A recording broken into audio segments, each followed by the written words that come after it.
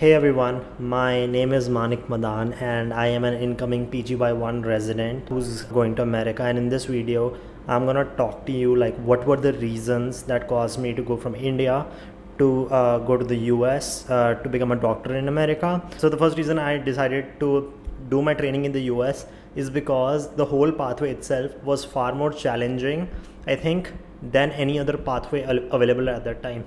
And I'll talk to you why, people normally run away from challenging, but for me challenging just feels like more fun, and there's a reason why, and I'm going to go into depth about it. But the reason I took like the US residency was because the pathway was harder, which I think would make my life easier later down the road. I have like already given NEET PG, and I got a rank, like in my first try I got a rank of 4480. Didn't really prepare for it. My USMLE prep apparently came in handy, and this rank that you see like is an accidental rank. I did not do any grant test, no prep, and just like sat in the exam and got that rank. And with this rank I was getting like one of the best institutions in India, where I was getting like a stipend of about $1,500, which is about 1 lakh Indian rupees. Like there was really no fee for that, for studying there, like the PG there. And like it was very well reputed. However, I decided to not opt for it and choose USMLE. And the funny thing is, I got that rank before I got my USMLE step 1 score. So imagine how difficult it would have been for me to just give up that Indian seat, right? Like the comfort of that Indian seat for the discomfort of USMLE. It was hard, but I feel like it was the right decision I made. So USMLE in comparison to NEET, PG, PLAB, MRCP, and so many other exams is far more challenging. And the reason I would say so is because, number one, first think about the exams. The exams just don't require knowledge, right? Knowledge is just like you need to have that. They also require application based critical thinking. You need to apply the knowledge that you have. For example, let's say somebody has a medical problem, such as they go to the hospital, they develop diarrhea. Like the question won't tell you what kind of diarrhea it is. It'll ask you like, okay, they apparently gave a drug to the patient, and biochemically, what did it do to the following substances? Did it decrease the RNA, increase the RNA, decrease DNA, increase DNA, like increase the DNA or something like that, or decrease the peptidoglycan synthesis? So what's really happening is, first of all, like they won't tell you like what organism caused the diarrhea. So you have to know that that's Clostridium difficile, because that happens in the hospital. So there's that medicine part connected to the micro part. And now they've asked you the drug, right? Like we used a drug. So now we have connected it to pharm. So the drugs we use is vancomycin or fidaxomicin, and now they've asked you the mechanism of action of these drugs, so biochemistry. So you can see that we are jumping back and forth like through different subjects in medicine, and this thing requires a lot of critical thinking. But the answer, like by the way, the answer was either decrease RNA synthesis because fidaxomicin attacks RNA polymerase, and or decrease peptidoglycan synthesis because vancomycin attacks the peptidoglycan wall or something. So you just need to know about that. So what you saw was there was so much of integration between subjects, and there was so much of critical thinking that was needed to solve that question, right? And it is not a straightforward question. If, for example, if you went to the Indian PG thing, the NEET PG thing, they would have just asked a simple question of what organism caused the diarrhea, something like that, or maybe what drug you use for that, maximum. But look at how challenging this question was. Secondly, what I would say is look at the exams. Step 1 itself is like how many hours long? 8 hours long.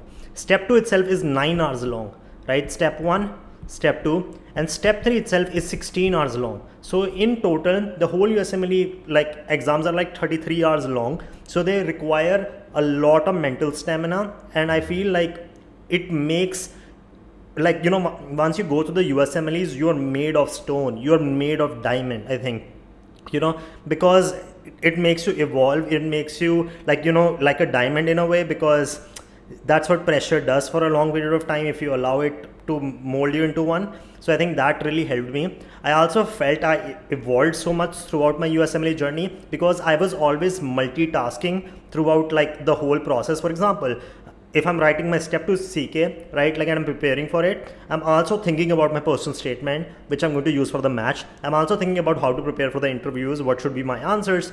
I'm also thinking about, okay, where should I go for the rotations, the LORs. And even after giving my step 2, I was like doing step 3 prep according, like, with my rotations. So there were so many things happening at the same time, right?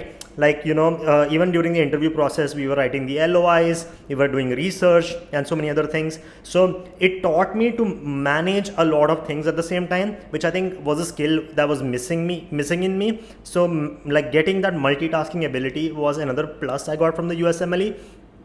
And the last thing I would say is, this whole pathway is extremely uncertain. When you're applying for the US, like, you've given the USMLE, no matter how good your scores are, no matter like how good your LORs are, like, no matter like what you do, like how good your application is, you might still not match if the interview doesn't go well, if the interviewer just thinks you're not the right fit. So there are people who've gotten like 15-30 interviews and still don't match, because the interviews just didn't think their personality was good or like they were the right fit. So there is that uncertainty, and trust me, by the end, like, you know, me and a lot of people broke down, like, in ways, and like we were just like very worried whether we matched or not, because you've invested like 2 years of your life into this journey, worked so hard and jumped through so many hoops, and you're still like, there is no finality, I would say, to the process. So but by the end, I guess, like, once my interviews were done, I was like done with that worry. I was like very much, you know, I was okay if I didn't match. I was like, okay, life will go on and I'll be happy. So I think that kind of taught me that process orientation over outcome orientation, which is I think, like, again, it's on a spectrum, but I think on that spectrum I've moved towards process oriented thinking rather than outcome oriented thinking, because I was okay with failing, I was okay with not matching by the end, and I was like, it's fine, I will live. And I think having that mindset is so really important, like, you know, being okay in the face of uncertainty, because your whole life is uncertain, right, if you think about it. And like, if this exam, like, you know, going through the challenge of this exam, I think made me evolve. Like, there's a really good quote I really love, and that this quote says, pressure is a privilege. You know, pressure can burst pipes, but it can also make diamonds. So I think this is what I would say is, like, since it was more challenging, there were so many more obstacles to overcome, I think I evolved way faster and became a way better version of myself just because of the whole process. And I think that's why I also chose it. Secondly, what I would say is ROSE. So don't worry, it's not a girl. ROSE stands for rate of self-evolution. So what do I mean by rate of self-evolution? What I mean by rate of self-evolution is how fast is your personality evolving, both personally and professionally, because your success in life will be really proportional to how evolved you are as a person, both personally and professionally, right? So the only way to evolve yourself is by getting out of your comfort zone, experiencing discomfort. Otherwise, you would never evolve. For example, think about like this boy who is in a village and he stays like his whole life in that village, versus the same boy if he travels all around the world. Which person would you want to talk to? Which person, like, do you think would evolve faster or become better in life? Probably, like, most of the times it would be the boy, like, you know, who travels around the whole world, who becomes like, who goes to different places, experiences discomfort and makes something out of it. So I think this whole process gave me that, because I went to a whole different country with like such a diverse population, such different thinking, I think, and such a different healthcare system compared to mine. I was exposed to a lot of discomfort. Trust me, like the first few days I cried a bit. Like, I don't tell anybody this, but I cried once in the shower. The reason I've chosen the US is because it will help me evolve way faster than I can evolve currently in India, because I've already experienced the whole medical system in India. My parents have been doctors here, but like, I have no idea how the American healthcare system like properly works, or like, and I think having that idea, just experiencing the diversity there, experience the culture, like different cultures there, will just make me a whole different and a whole new person, which is something I'm looking for. And it will also like improve my trajectory of evolution compared to what it would be. You get to like experience so many opportunities, and like there's also this concept of serendipity, which is experiencing luck. So if you think again about the same boy, who would be more lucky in life? a boy who just stays in the same village he was born, or a boy who just goes all around the world and travels, right? A person who travels, because you're just exposing yourself to more opportunities for growth and more opportunities for rewards and all of those. So because of that, you tend to get lucky more. And like I can even give you an example, right? A lot of people, like when they look at me, they are surprised. Like I have 2 courses running online. One is called high intensity learning, I'll tell you, HIL. One is called exponential advantage, which is for the USMLE. And then I have a YouTube channel, right?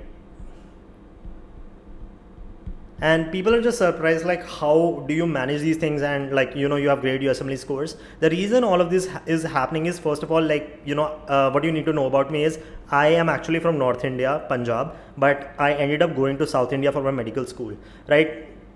And at that time, everybody, like my parents' friends, like told my parents, who are also doctors, that don't send your kid to, like, you know, South India, because you know, he won't be comfortable, he won't be safe.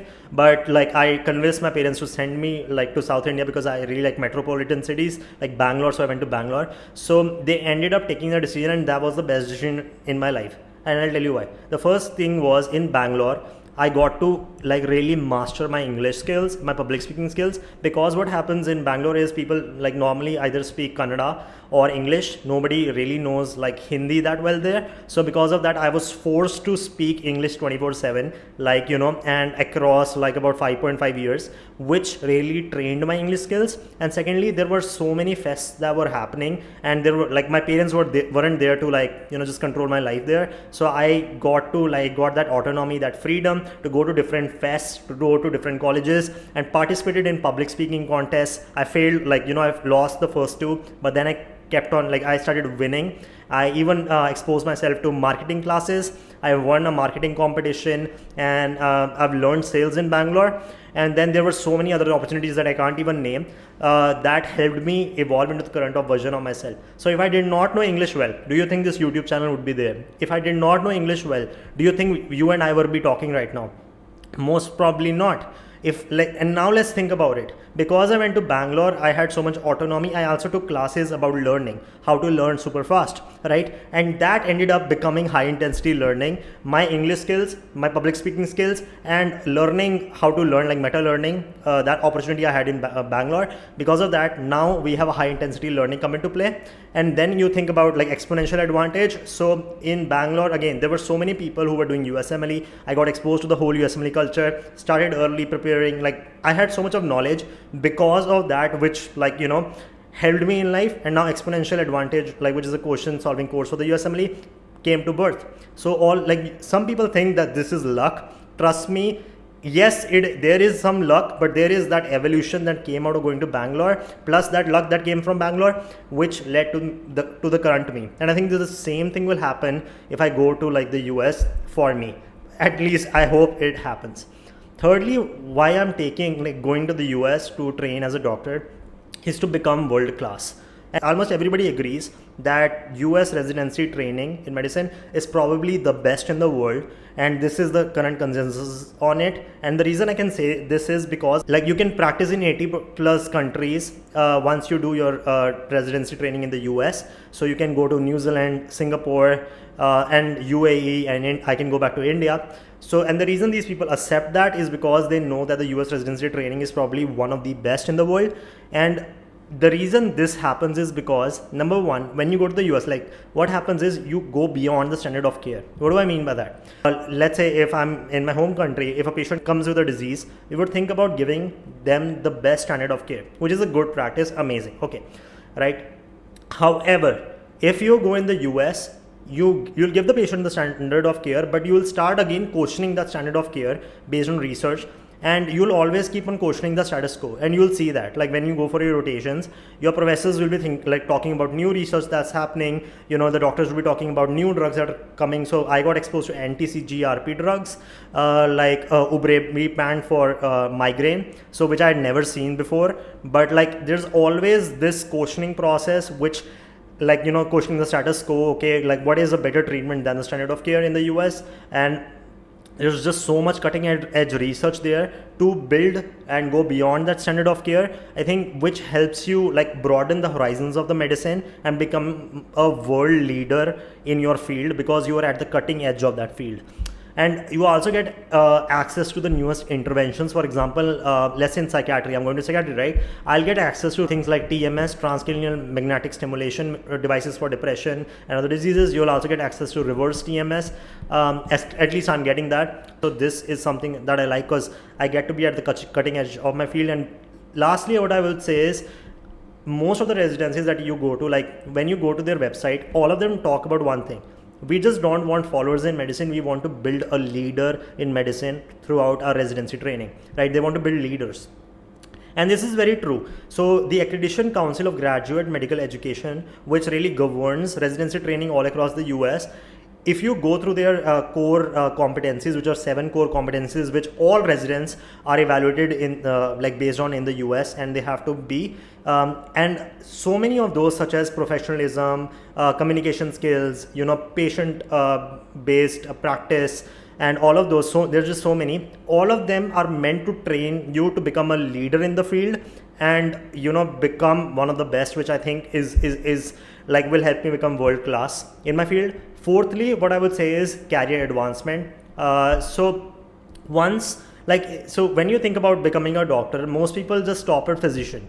But in the US, there are multiple pathways you can go down. For example, when you're applying for residency training, you will see there are pathways such as physician scientist, where you do a dual degree in that is residency and a kind of PhD. So you become a physician scientist.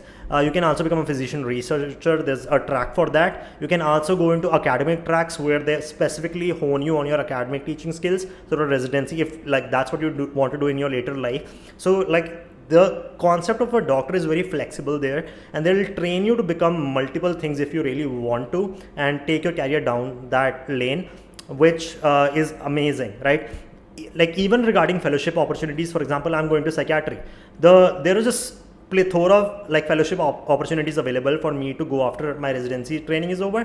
For example, consult liaison psychiatry, which a lot of people haven't heard about. This is also called as psychosomatic medicine. So consult liaison psychiatry is at the interface of psych and medicine. So how does this work? So in this specialty, we train medically ill patients who have psychiatric comorbidities. For example, if somebody has a UTI, they might develop delirium, right? So we get to treat that. That's consult liaison psychiatry or psychosomatic medicine. Then there's child and adolescent psychiatry if you want to treat children-specific disorders such as autism, ADHD, OCD, and so many more. There's also geriatric psychiatry if you want to treat people who are old age. There's forensic psychiatry, which deals with treatment of prisoners in asylums, so you get to do that. And then there's public psychiatry fellowships, which teach you to build psychiatric systems as interventions for global interventions, or interventions at the national or international level, even state level. So there's just vast number of opportunities available in the US, even after residency training, which is something I really appreciate, and I want to take these opportunities.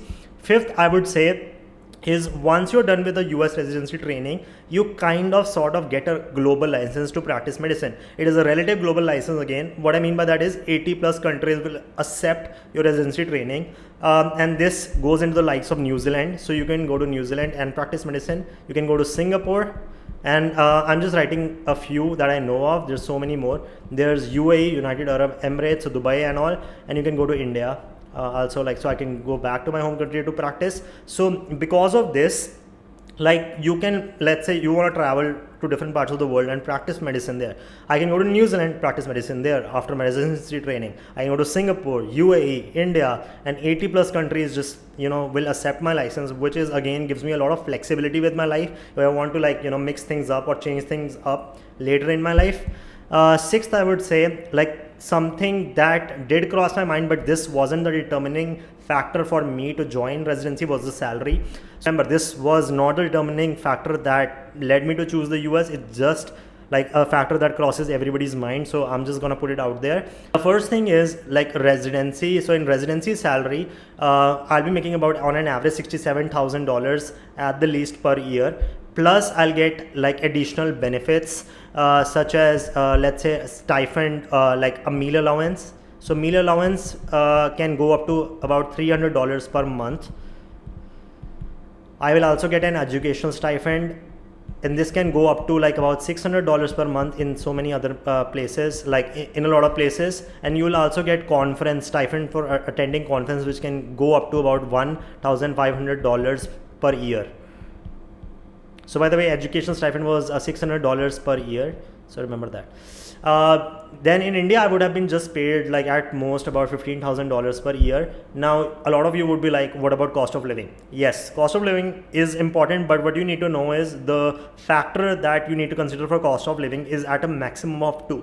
So I'll divide $67,000 by 2, and that would like make about 33.5, $33,500, which is still double the Indian salary. So again, that $67,000, after that factor of 2, you divide it by the factor of 2, it goes far ahead, further than the Indian salary, like in terms of living, and in terms of if you want to do a lot of other things like rent an apartment, it goes far beyond that salary.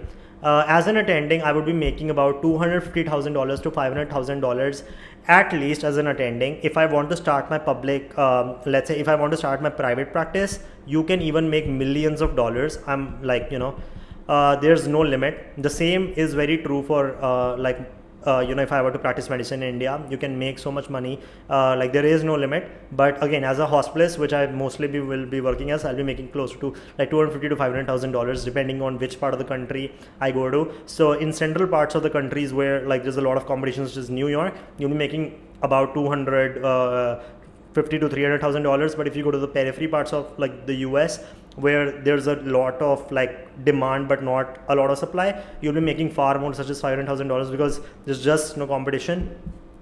If I were to stay in India at max as an attending, I would be making like $35,000 to $50,000, at max, 100%, just at max. So yeah, that salary does come in was a factor, but it was a very minute factor, I would say, not the determining factor itself. One thing that was actually a determining factor, I would say, and a very important determining factor, was the work-life balance. So what happens in the US is, when you're undergoing, you're going through your residency training, there are a lot of labor laws that protect you. And these labor laws say that you can't work more than 80 hours a week. So you'll be working less than 80 hours a week. Plus, what will be happening is you can't work more than 24-hour shifts. So these labor laws actually make sure are there to protect your own mental health, because mental health is mental health of a physician is very much proportional to how good of a care they can, how good of medical care they can give to their patients. Because there have been cases where in the past, and in the past, where residents who were burned out or overworked tended to make more mistakes than residents who weren't burned out. So that's the reason these labor laws were made, because there were so many studies proving that burning out in residency can actually lead to errors in practicing medicine. So that's a good thing. Secondly, there'll be weekly holidays, so that's great. There'll be 20 days paid leave in the whole year, which I can take, and 5 sick days which will again be paid. Then there'll be retreats. For example, if you get into residency, so you also go on retreats. It can be monthly or once in 6 months with your residents and with your co-residents and your faculty. Maybe they'll be there, and you guys get to bond. And let's say you go to a resort, or you can go to the beach, or you can go to a different part of the town and just relax and chill and bond, which is great, right? As an attending, this is when the hours get better. So I'll be either working as a hospitalist or in a private practice, but private practice only happens when you have a green card or you are a citizen, so it might take me some time. But as a hospitalist, I'll be working either 4 days a week, so that's about in a month, how much, 16 to 17 days a month, which is great, right? And or you can choose the other path where you'll be working 2 alternate weeks in a month. So you'll be working the first week, the second week will be off, the third week you'll be working, and the fourth week will be off. So what this looks like to me is a part-time job, and which can help me fuel my other goals in life, such as maybe, you know, going into different hobbies, you know, learning different other skills that I want to, and maybe even recovering, like, you know, like during the weekend. So that's awesome, right? So I think this is like a big factor, if you like, you know, if you want to really consider like joining the US residency, is the work-life balance as an attending is great. So 8th, now I'm going to talk about like risk management in general. Why am I talking about risk management? The reason I'm talking about risk management is because so many people are scared of not matching in the USMLE process. And so in the first, like before even starting the give up, I don't think you should do that. Instead, do risk management. And the way you can, like the way I would kind of propose it to you is, see, life is too short. You never know when it ends, right? And like I've certainly had friends, like, you know, who I used to know, but now they're not there. And I've seen like deaths happen. And after seeing that, I know that life is too short. So instead of living a life where I'm just too comfortable, why not take massive risk? Why not go for the best things in life, right? Especially when I'm young. So but at the same time, what I wanted to, like what I did was I had backup plans. So let's say if USMLE did not work out, let's say I did not match in my first try, did not match, I would have taken a research position for 1 to 2 years and tried to make it in the whole process. If that did not happen, I would have gone along the PLAB route. If that did not happen, again, there are other pathways, such as the Germany pathway or Australian pathway. I would have gone there. But then, like in the end, I had NEET PG. So no matter what happened, like I am taking big risks in my life, and I want you to take big risks in your life, but have backup plans. And this is what kind of like made me really comfortable with my whole you know, journey, that I always was like, I have a backup plan. It's okay if things don't go down my way. It's just like I'm just enjoying the journey rather than like, you know, aiming, rather than just waiting for the destination to come. So that is something you should also consider. Secondly, what I would say is everything in life is risky, right? Everything in life is risky. So prudence is not in avoiding danger, but calculating risk and then acting decisively. And remember, mistakes of ambition, not mistakes of sloth, create the strength to do bold things. So even if you don't make it in the end, so even if I did not make it in the end, I would have been a far better person than I would have been currently, because I went to the challenge of USMLE, right? Took that massive risk. I have evolved like to the person I would have never known if I did not go down this pathway. It was okay if I failed, but I gained so many things just going down this pathway, which is enough for me. And that's what I told myself, and I'll tell you too, right? Take that risk. It's okay. Even if it doesn't work out, life will go on. You can always like go to your backup plans. But that's how I did risk management for myself. And you can also like, you can, if you want to take something from this, take something from this. It's up to you. Okay. 9th, what I would say is I want to address something, which is nationalism. I get a lot of comments on my YouTube channel where they're like, why are you leaving India? Why, like, is the Indian system not enough for you? Is like, you know, why are you choosing the US over India? So the frame that I have in life is beyond nationalism. What I would say is I am more of a world-centric person. What I mean by world-centric is I consider myself a citizen of the world rather than a citizen of a particular country. So I'm a citizen of the world before I'm a citizen of a particular country. So all in all, what I believe is I have to be of service to humanity, to about like, you know, any, it might be any culture, it might be any ethnicity, I don't care. Human before any ethnicity or culture. That are just my virtues. So all these, like, according to me, all the boundaries that you see, they are just man-made, like, you know, between countries. All these boundaries are man-made. They weren't given by God or like some higher being to us. We've just made them. So why think in terms of just countries when you can think globally, when you can affect the world globally, right? So that is what I'm thinking is like, you know, I have that world-centric perspective. And even if I go to the US, what's gonna happen? I'm gonna, like, let's say I'm going to be at the cutting edge of my field. I'll be publishing papers, meaning I'll be doing research. I might even invent a new intervention. You never know what happens. And all these things will tend to globalize, right? And it will end up going to the whole world, right? US and the whole world. So in all terms, like when I'm practicing medicine in the US, like I am in some way, shape or form affecting medicine worldwide. Because just think about it. If you think about Harrison, how do you think Harrison came to be? It came from research papers. And where do you think a lot of those research papers came from? The US medical system, right? So in some way, shape or form, even if I'm practicing medicine in the US, I know that what I'm doing will globalize to the rest of the world, right? And I'm acting in that virtue of that world citizen, really. And like, to me, every country is very equal. To me, like, I don't really I feel like of the whole world as my whole family. Like, it's just my family, and the color doesn't matter to me. Like, you know, which religion you are, it doesn't matter to me. You are a human before you are a certain ethnicity to me. So just know that. So that is what helps me avoid the guilt of, you know, like, which a lot of people have, of, you know, leaving a certain country for practicing medicine in another country. So I think that's why, like, you know, that mentality really helps, just thinking of myself as a world citizen and being of service to humanity. If you like this video, please like and subscribe. And, you know, if you want to and by the way, thank you so much for watching. And if you have any doubts, please comment below. Thank you for watching.